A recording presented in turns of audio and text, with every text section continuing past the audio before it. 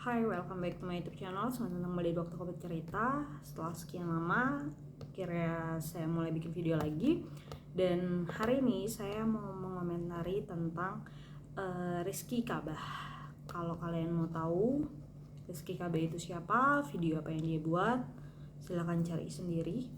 Saya tidak mau memuat videonya karena itu hanya akan memberikan emosi membawa emosi lagi sama saya kepada saya, dan saya juga nggak mau memberikan panggung kepada dia supaya dia lebih terkenal lagi, nggak mau. Jadi ya saya cukup sebutin namanya. Kalau kalian pengen tahu ya silahkan cari sendiri. Oke, kita mulai.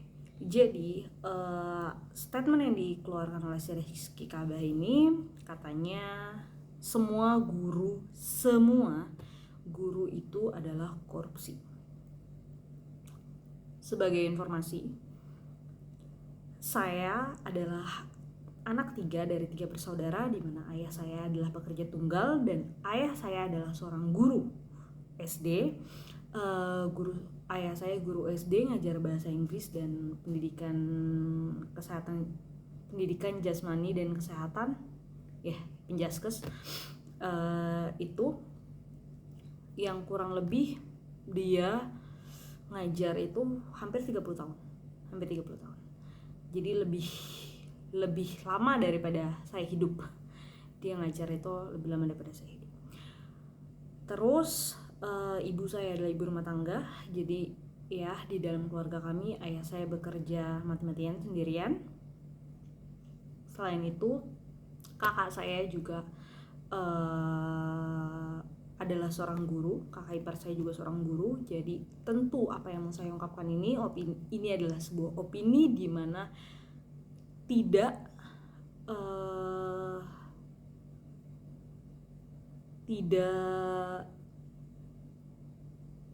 terkorelasi, tidak datang dari kebencian terhadap guru, tidak datang dari pernyataan dukungan terhadap statementnya Rizky.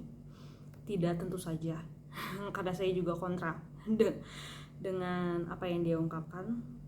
Tapi saya hanya ingin sharing tentang apa yang saya alami, pengalaman saya dari beberapa guru dari semenjak saya SD, SMP, SMA, dan kuliah. Dimulai. Saya ungkap dari pengalaman yang kurang mengenakan dulu ketika saya SD. Ketika saya SD itu ada beberapa guru, saya nggak bilang semua, berbeda statementnya, jadi ya saya bilang beberapa. Saya merasa, ini balik lagi perasaan jadi opini, saya diperlakukan berbeda dari teman-teman yang saya lain, dan itu bukan tanpa alasan. Waktu itu saya merasa karena mungkin, jadi ini tidak kepastian ya, ini hanya perasaan saya, mungkin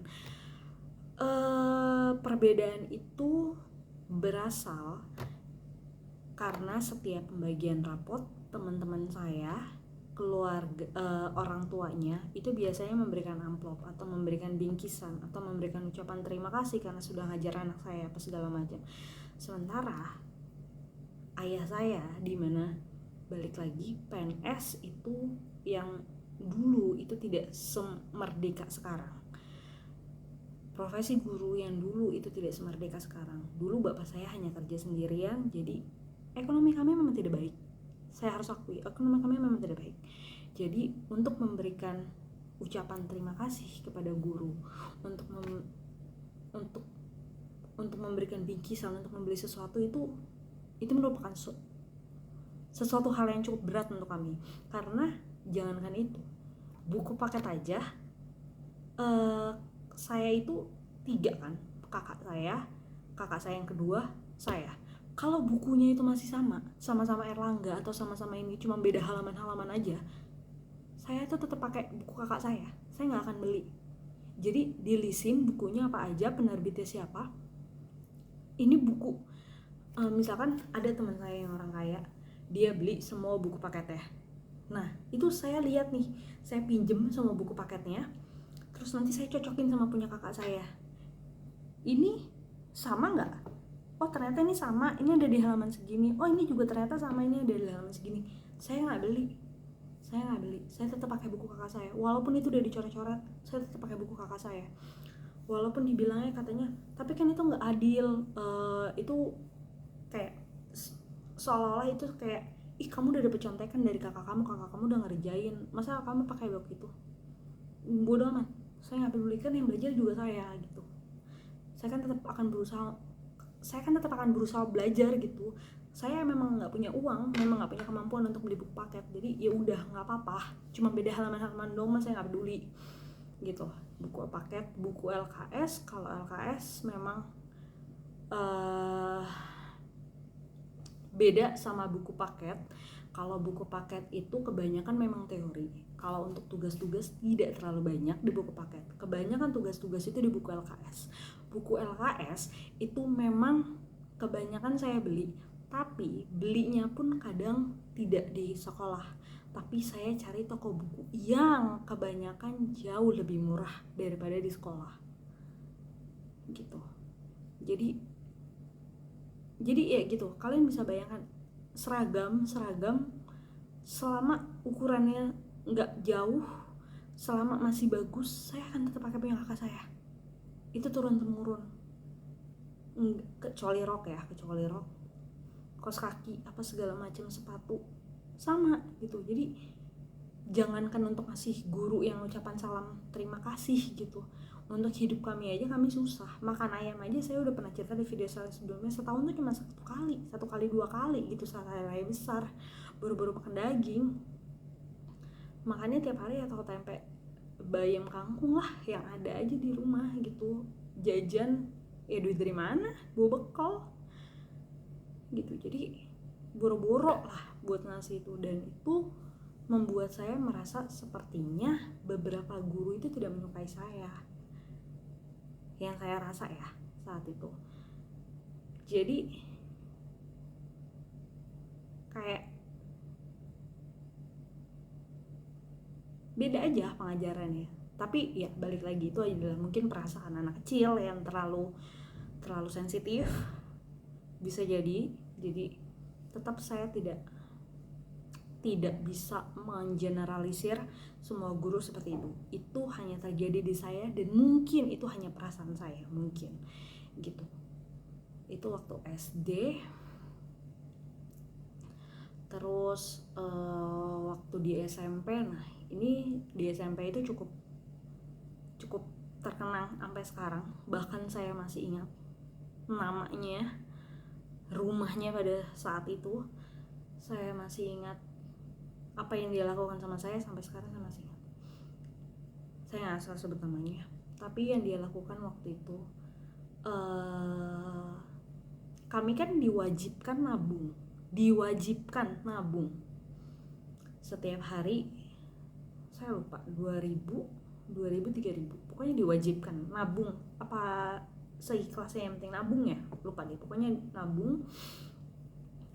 1 tahun tabungan saya tuh, ingat, saya ada hampir 400 sekian, hampir 500.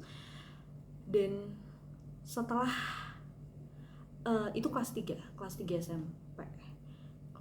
SMP. Setelah pengumuman lulus atau enggaknya, benar, setelah pengumuman lulus atau enggaknya, kita tuh ada rencana untuk perpisahan. Tapi saya tahu saya nggak akan ikut perpisahan. Jadi duit tabungan itu akan dikembalikan pada saat perpisahan, bukan sebelum perpisahan ya, bukan sebelum perpisahan. Jadi gini. Kita tuh akan melakukan 2 perpisahan di luar sekolah dan perpisahan di dalam sekolah. Perpisahan di luar sekolah itu biayanya 250.000 kalau saya nggak salah pada saat itu. Dan dengan uang 250.000 itu cukup untuk saya beli tiket ke Jogja. Kenapa ke Jogja? Saya dari kecil itu kerja sama mbah saya. Mbah saya itu juragan salak. Jadi setiap semesteran, dari catur bulan semesteran, pokoknya setiap libur sekolah itu saya pulang ke Jogja, saya kerja sama mbah saya. Nanti pulang kami dibeliin tiket, kami dibeliin tas, kami dibeliin sepatu, kami dikasih ongkos. Gitu. Saya kerja. Saya bisa menghabiskan waktu di Jogja sepanjang liburan sekolah. Itu bisa seminggu, 2 minggu. Saya bisa menghabiskan selama itu di sana. Jadi di Jogja itu paginya kami kerja, sorenya kami jalan-jalan, kami liburan. Itu aja yang terjadi. Tapi kan dari dengan uang yang sama, kalau saya ikut perpisahan sekolah itu hanya sehari. Jadi 250.000 kalau saya nggak salah, itu kami hanya sehari pulang pergi. Tapi dengan uang yang sama saya bisa ke Jogja, saya bisa liburan sepanjang selama itu saya bisa kerja, dan pulangnya saya bisa dapat uang. Saya bisa punya buku baru, saya punya sepatu baru, saya bisa punya alat sekolah baru gitu yang orang tua saya nggak sanggup beliin saya. Orang tua saya tuh nggak sekaya itu gitu. Nah jadi karena saya sudah tahu saya nggak akan ikut perpisahan sekolah yang di luar sekolah ini, saya bilang, boleh nggak Bu, saya ambil tabungan saya. Oh nggak bisa diambil. Loh kan itu tabungan saya. Iya kan kamu nggak ikut perpisahan. Loh maksudnya gimana? Iya jadi kalau nggak ikut perpisahan sekolah, kamu nggak boleh kalau nggak ikut perpisahan sekolah, kamu nggak boleh ambil uang tabungannya angus. Gue inget. Dan dia tidak mengatakan itu sambil bercanda. Gue inget. Kenapa gue inget? Karena gue teriak di situ. Gue teriak. Lo tahu nggak betapa susahnya gue ngumpulin uang itu, gimana susahnya gue punya ongkos buat sekolah, gimana susahnya lo mewajibkan gue untuk nabung di saat ongkos gue aja tuh, uang jajan gue aja tuh gak banyak, tapi lo mewajibkan gue untuk nabung. Terus sekarang gue mau ambil hak gue, lo gak bolehin cuma gara-gara gue gak ikut perpisahan sekolah. Sementara perpisahan sekolah itu kan ada 2, perpisahan keluar sama perpisahan di dalam. Perpisahan ke dalamnya gue tetap ikut kok. Perpisahan di dalam itu bayar lagi memang, tapi bayar itu kayak 80.000 plus 100.000 gitu, gue lupa. Dan gue itu akan bayar karena gue dapat duit dari Jogja itu masih bisa dibayarnya nanti. Tapi enggak, tetap aja ini perpisahannya luar, kamu enggak ikut jadi duitnya enggak bisa ditagih. Di situ gue marah, di situ gue teriak-teriak, di situ gue marah. Dan gue masih ingat orangnya sampai sekarang. Gue kalau ketemu sama dia sih, gue nggak tahu luka hati apa yang bakal gue omongin sama dia ya. Dan karena itu nggak bekas banget di gue sampai sekarang, itu nggak bekas banget. Dan yang lebih menyesakan adalah dia itu adalah istrinya. Jadi dia punya suaminya itu teman bokap gue sering minjem mesin tik. Dulu bokapku nggak punya uang, bokapku minjem mesin tik sama suaminya. Jadi kita tuh sering ke rumahnya dia. Memang kebetulan rumahnya itu nggak jauh dari rumah gue. Jadi gue tuh sering ke rumahnya dia, dan ketika di rumahnya juga suaminya biasa aja, dianya memang memandang rendah gue karena ya buru-buru, duit aja nggak ada gitu. Kalau kita mau beli mesin tik, duit dari mana? Jadi yang kita bisa lakukan apa ya? Pinjem. Siapa yang punya kita pinjem. Terus dia karena kita mungkin saking sennya pinjem kali ya, dia jadi kayak ngeliatnya tuh nggak enak. Nah terus ditambah dengan kayak gitu, itu gue udah mulai marah karena gue juga tahu bokap gue udah nggak pinjam mesin tik lagi kan. Jadi di situ gue udah marah banget, gue udah teriak-teriak, gue udah itu. Cuma balik lagi, itu oknum, tidak semua guru seperti itu. Yang baik ada. Nah nanti gue ceritain yang baik. Ini gue ceritain yang sakitnya dulu aja ya. Itu waktu SMP kelas 3. Waktu SMA ada.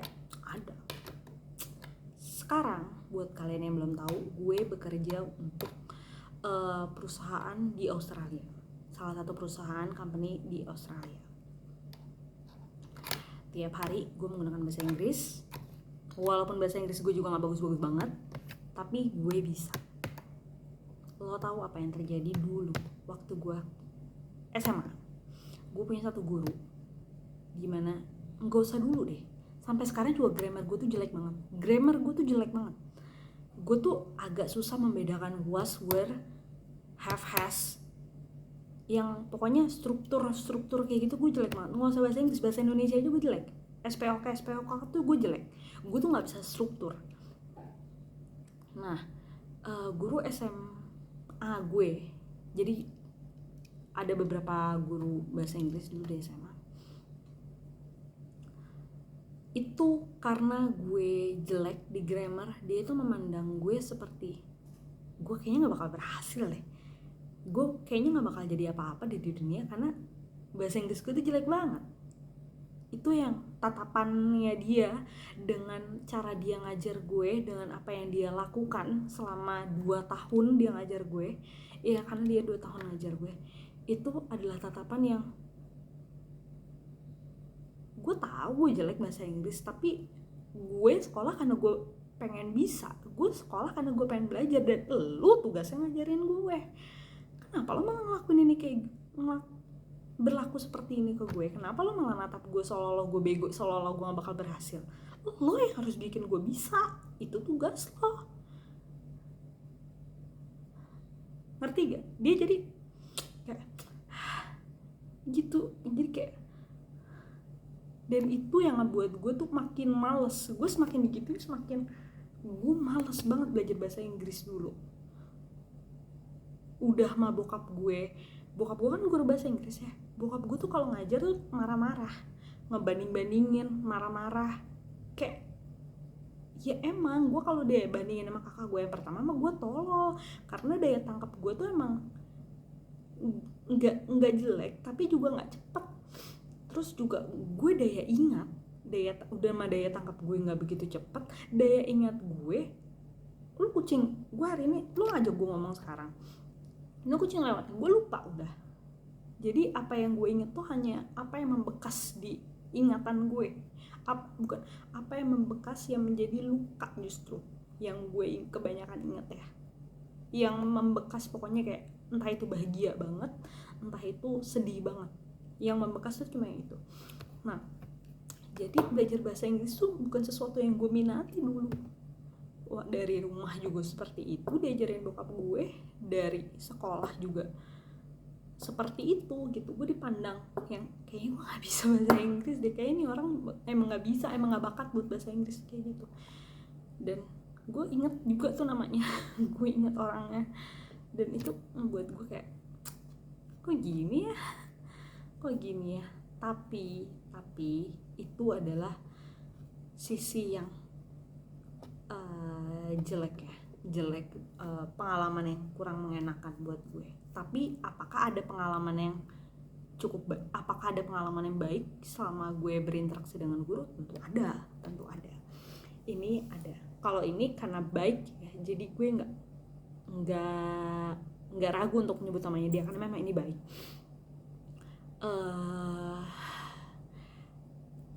SD itu ada namanya Pak Karda sama Pak Nurdin. Itu 2 guru yang ditakutin banget sama anak-anak. Ditakutin banget karena cara ngajarnya itu tegas. Tapi cara ngajarnya 2 orang itu, sama Pak Wito dulu. Pak Wito itu siapa ya? Bukan kepala sekolah gue lupa namanya. Tapi ada kepala sekolah gue. Itu adalah 3 orang yang gue hormatin banget karena cara pengajarannya dia. Dia tuh galak banget. Tapi lu salah, dibenerin. Lo nakal, dihabisin lo. digampar, dilempar itu penghapus apa segala macam. Tapi itu untuk mendisiplinkan. Tapi orang itu benar-benar tegas banget, galak tegas, bukan galak sih, tegas. Dan dia sama semuanya itu rata, nggak ada yang lo lebih pintar, nggak ada yang lo lebih bodoh, nggak ada yang lo favorit, nggak ada yang ini, rata semuanya. Nggak ada yang lo miskin, nggak ada yang lo kaya, lo mau ngasih gue enggak. Itu namanya Pak Nurdin sama Pak Karda. Itu gue hormat sampai sekarang. Oh, waktu SD balik lagi pengalaman gak enak waktu SD. Ada guru penjaskes gue waktu SD. Itu gue inget banget nih kata-katanya. Ini kata-katanya ya. Ada pelajaran berenang dulu. Pelajaran berenang itu bayar 30.000 kalau gue gak salah. Sama dia. Bayar 30.000 sama dia, nanti dia yang bayar kolam renangnya, dia ada charter angkot, kita pokoknya bayar ke dia aja. Nah, cuma kan gue tahu harga biaya masuknya ya. Biaya masuknya itu cuma 8.000. Sementara gue sama kakak gue itu dua-duanya sekolah. Kalau kakak gue ikut dan gue ikut, itu berarti emak gue harus ngeluarin duit 60.000. Sementara kita tahu biaya masuknya itu cuma 8.000. Ya kita datang aja ke sana sendiri. Gue sama kakak gue kan berdua jadi 16.000. Pendamping itu nggak bayar. Nyokap gue jadi nggak bayar. Nah terus pas udah nih, kita kan ketemu sama teman-teman kita yang tadi bayar itu ya. Pas lagi mau kayak ngambil nilai untuk renang, nama gue itu berdua nggak dipanggil. Nama gue sama kakak gue tuh nggak dipanggil. Terus ya, Pak kan saya ada, kok nama saya nggak dipanggil? Lah tadi kamu datangnya sama siapa? Sama mama saya. Ya udah, minta aja nilainya sama mama kamu. Terus si bang dia ngomong kayak gitu, ya udah minta aja sana nilainya sama mama kamu. Akhirnya lo tau nggak? Dari situ gue benci banget sama dia. Benci banget. Gue ketemu di depan pagar sama dia. Kebetulan sekolah gue juga deket dari rumah kan. Gue ketemu di depan pagar sama dia. Nggak ada gue noleh apa segala macam. Lu mau bilang gue sombong bodo amat. Karena gue udah sakit hati dengan lo guru, kok lo bisa sih kayak gitu? Jadi kayak itu pengalaman, salah satu pengalaman pahit. Balik lagi ke Pak Nurdin dan Pak Karda. Jadi dia tuh nggak bisa ngebedain, dia tuh nggak ngebeda-bedain, baik banget orang tua gitu. Terus ke SMP ada satu namanya Pak Kosim. Pak Kosim itu jadi gue kenal baik sama dia. Dia guru agama Islam. Gue nih Nasrani nih kebetulan. Salim kalung gue aja salib ya. Nasrani gue. Tapi tuh orang baik banget. Jadi kayak gue mengenal Islam yang baik. Itu salah satu contohnya itu dari dia. Orang ini tuh gak ngebedain gue loh. Terus juga ada satu momen dimana anak-anak yang populer, berprestasi itu tuh jadi gini, kita tuh diundang buat jadi kayak bukan bintang tamu, apa sih namanya, kayak penonton untuk sebuah acara. Ada kuotanya. Kuota tuh cuma 100 kalau gue gak salah. Nah dari 100 itu yang dipilihin tuh dari semua kelas kan, dari SMP, SD, SMP, SMA, dipilihin semuanya. Yang masuk itu orang-orang yang berprestasi semuanya yang berprestasi. Nama gue tuh nggak ada di sana. Pak Kosim datang pas dia tuh kayak ketuanya gitu kan. Itu orang-orang yang bakal ikut nanti dikumpulin di lapangan. Terus kan kita yang nggak ikut pada ngumpul di ini kan ya, di depan kelas. Kita ngeliatin aja, oh itu yang pada berangkat, oh itu. Terus Pak Kosim dia habis dari masjid, dia tuk nyamperin gue. Loh, dia manggil gue Yudit kan. Dit, Loh, kamu nggak ikut? Enggak. Loh,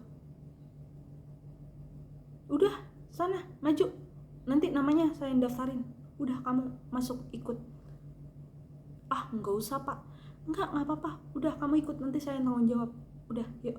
Ah, nggak apa-apa pak, kebetulan gue udah tau tanggalnya kan, kebetulan nanti tanggal itu saya nggak bisa, saya ada latihan kur. Nggak ada, itu nggak ada latihan kur, gue cuma bohongan doang. Tapi ya tuh beneran. Iya pak, nggak apa-apa, ini nggak apa-apa, udah saya ituin, nanti saya kasihin tiketnya. Nggak pak, nggak usah, nggak apa-apa, buat yang lain aja gitu. Terus ya udah, Pak Kosim baik banget orang, baik banget. Itu guru yang dia tahu, lo tau nggak, dia tuh tahu susahnya gue untuk beli buku pelajaran. Gue suka ketemu sama dia, bapak kamu guru ya? Iya. Ah, terus ya di mana? Di sini. Itu nanti buku pelajaran, pokoknya dia tuh tahu kalau gue tuh emang buku pelajaran tuh susah juga belinya. Waktu gue SMP, gue tuh masih susah beli buku pelajaran. Jadi gue tuh masih kadang nyari option yang paling murah, entah itu minjem, entah itu dari lungsuran, entah itu dari itu. Pokoknya gue tuh masih nyari-nyari opsi kayak gitu. Dan Pak Kosim itu salah satu orang yang mengerti dan memahami bagaimana susahnya hidup gue, gimana bokap gue tuh sudah berusaha menyekolahkan gue di sini dengan biaya yang tidak murah, tapi dengan segala keterbatasan yang ada gitu. Dan salah satu guru yang hebat yang menurut gue membekas banget itu dia. Jadi ya, itu salah satu guru yang baik. Terus sebenarnya guru yang lain juga baik ya, cuma tidak terlalu membekas aja gitu. Ada beberapa guru yang actionnya itu memang benar-benar membekas aja. Itu SMP,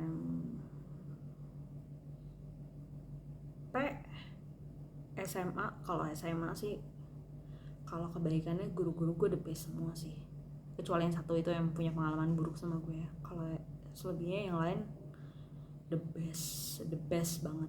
Bahkan waktu kelas 3 guru bahasa Inggris gue kan ganti, itu wah gila, ngajarnya oke banget. Guru matematikanya juga bagus, TU-nya bagus, terus semuanya bagus sih, kedisiplinannya bagus banget. Overall oke.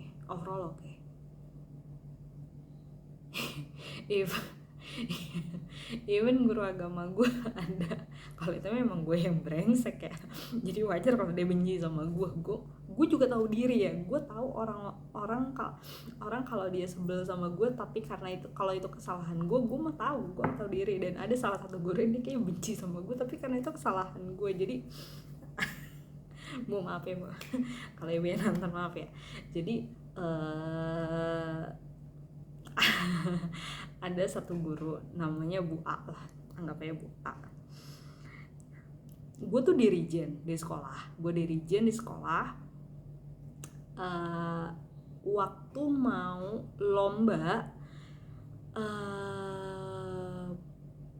gue lupa di kota atau kabupaten gitu, itu harusnya gue dirijen. Gue cuma tinggal punya waktu latihan itu sebulan, tapi gue modal terus, gue bolos terus. Dan alasan gue bolos, gue nggak bohong, alasan gue bolos itu sebenarnya kalau gue latihan, di setengah gue latihan gue akan langsung pulang karena gue akan cabut gitu. Jadi gue nggak bisa full latihan karena gue harus jemput bokap gue pada saat itu stroke, nggak bisa bawa motor. Yang bawa motor tuh gue, tapi pulang sekolah gue tuh jemput bokap gue. Jadi entah itu pulang sekolah gue pulang dulu terus nanti balik lagi jemput bokap gue, atau kalau misalkan gue menunggu di sekolah, gue tuh jadi seolah-olah tuh gue main. Gue tuh jadi kayak seolah-olah gue nggak latihan buat gue main, terus abis itu udah gitu gue pulang, seolah-olah tuh seperti itu. Padahal gue nggak latihan, karena nanti kalau gue latihan baru setengah jalan, mungkin satu lagu belum habis, gue udah harus cabut karena gue harus jemput gitu. Itu alasan gue nggak latihan. Tapi emang gue nggak pernah ngomong gue nggak pernah ngomong, gue cuma ya udah langsung cabut aja, gue nggak latihan. Nah sampai akhirnya ketika gue nggak latihan itu ya masih teman-teman gue juga kampret, gue tuh nggak latihan, teman-teman gue satu kelas juga pada nggak latihan, nggak pada ikut-ikutan kepada latihan. Gue nggak minta mereka ikut-ikutan nggak latihan dong, orang mereka cuma nanya sama gue, lo latihan nggak? Enggak. Terus mereka ya udah deh, gue juga enggak, pada kayak gitu. Nah terus sampai akhirnya mungkin gue kelasnya udah tinggal sebulan ya, sebut mungkin ibu ya IBS udah sebel juga. Gue dipanggil, gue sama teman-teman gue satu kelas dipanggil, lo masih mau latihan ini gak sih? Gue bilang gue enggak, karena ditantangin. Kalau enggak ya udah keluar aja sekalian. Gue ditantangin begitu lagi, gue tuh nggak bisa ditantangin enaknya. Enggak, gue bilang enggak. Terus teman-teman gue, terus dia udah sebel tuh. Terus teman-teman gue yang lain, kalau kalian semuanya kompak dong jawab enggak. Jadi kita tuh satu kelas keluar semua, cuma satu orang doang yang masih bertahan di padus itu. Satu kelas tuh keluar semua 1 bulan sebelum lomba, lu bayangin. Kita waktu itu udah kelas 3 kalau gue gak salah. Lo bayangin betapa sebel. Makanya kalau gue jadi dia sih gue juga sebel sama gue ya. Ini anak anjir ya. Terus kamu nyari di mana lagi di Regen? Udah tinggal waktu segitu mepet.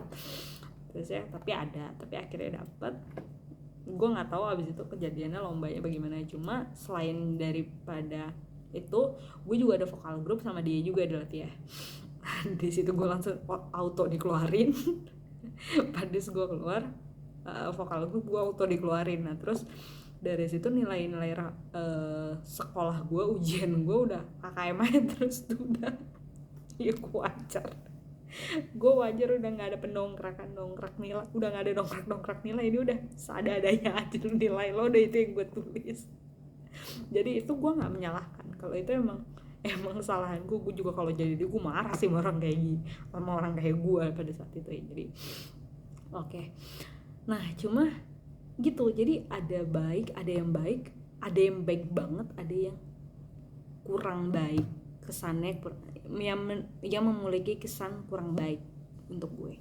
Jadi inti dari video ini adalah gue pengen bilang kalau si Rizky Kabah mungkin dia juga punya pengalaman yang kurang baik terhadap beberapa guru ketika dia bersekolah dulu, karena memang aslinya ternyata dia udah gak bersekolah kan. Mungkin dia juga sama seperti gue mengalami perlakuan kurang baik dari beberapa oknum guru, tapi itu tidak semerta-merta bisa mengeneralisir kalau semua guru kayak gitu, semua guru korupsi. Tidak. Banyak guru yang baik, banyak banget. Dan jadi setiap manusia itu punya sisi baik dan sisi buruknya, dan gue percaya dari orang-orang yang wataknya kurang baik itu dia juga pasti punya sisi baik yang mungkin tidak terlihat oleh kita tapi terlihat orang lain. Jadi ya jangan memandang statusnya dia sebagai semua dia guru jadi semua guru seperti itu, tidak, tapi pandanglah dia sebagai manusia biasa yang punya kelebihan dan kekurangan gitu.